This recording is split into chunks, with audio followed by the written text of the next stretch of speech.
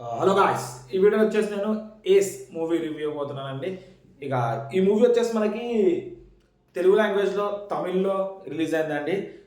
ప్రస్తుతానికైతే Amazon ప్రైమ్లో Telugu language కూడా stream అవుతుందండి వీడియో, అదే మూవీ. విజయ్ సేతుపతి గారండి హీరో. ఇక మూవీ చూస్తే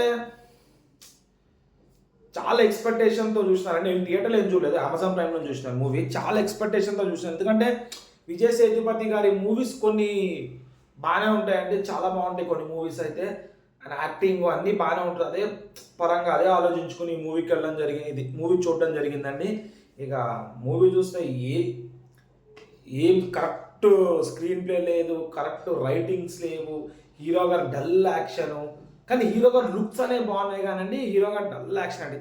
ఆ మెడలో కింగ్ది, మన పోకర్ కార్డ్లో కింగ్ది అది పెట్టుకోవడము, అన్ని కొంచెం ఐడియాస్ బాగున్నాయి. కానీ ఒక మధ్యలో ఒక పోకర్ గేమ్ ఆడతారండి, అది ఒక్కటి కొంచెం బాగుంది అనిపిస్తుంది అండి. అది ఒక్క సీన్ కొంచెం బాగుంది అనిపిస్తుంది. క్లైమాక్స్ ఎందుకు వచ్చిందో తెలియదు, ఇంటర్వెల్ ఎందుకు తీసుకురా, అది ఇంటర్వెల్ సీన్స్ అని అర్థం కాదు, క్లైమాక్స్ అర్థం కాదు, ఓపెనింగ్ అర్థం కాదు. బేసిక్గా స్టోరీ లైన్ అయితే ఏం లేదండి. హీరో గారు ఒక క్రిమినల్ అండి, క్రిమినల్ జైలు నుంచి విడుదలయ్యి బయటకు వెళ్తాడండి. బయటకు వెళ్ళి అదే ఇక బయట దేశానికి మలేషియాకి అట్లా వెళ్ళి సెటిల్ అవుదామని చూస్తారు. అక్కడ ఇంకా రాబరీ చేయడము, ఇక హీరోయిన్ కలుస్తారు, హీరోయిన్తో లవ్లో పడడము, హీరోయిన్కి ఉన్న ఫైనాన్షియల్ ప్రాబ్లం తీర్చాలని చెప్పి ఈయన కూడా సెటిల్ అవ్వాలని చెప్పి రాబరీ చేయడము, ప్లస్ ఆ రాబర్లో వీడు దొరకద్దని చెప్పేసి ఒక బకరా గారిని తీసుకురావడము, ఆయన ఒక బలంగా విలన్ అనుకోండి, ఆయన ఒక హాఫ్ అన్ అవర్ పైన చూపించడము, ఈయన ఇరికించడం కోసం ఆ విలన్ గారిని ఇంట్రడ్యూస్ చేశారేమో అనిపిస్తుంది అండి. లిటరల్ అట్లాగే అనిపిస్తుంది. క్లైమాక్స్ అయితే అన్ప్రిడిక్టబుల్ అండి. అసలు ఇది ఒక క్లైమాక్స్ అన్నట్టు నాకు అనిపిస్తుంది. ఓకే, ఫస్ట్ హాఫ్ పర్లేదు, ఒకసారి చూడొచ్చు, సెకండ్ హాఫ్ అన్న ఇంట్రెస్టింగ్ ఉంటుందేమో అనుకుంటే అక్కడ కూడా డల్ వచ్చిందండి.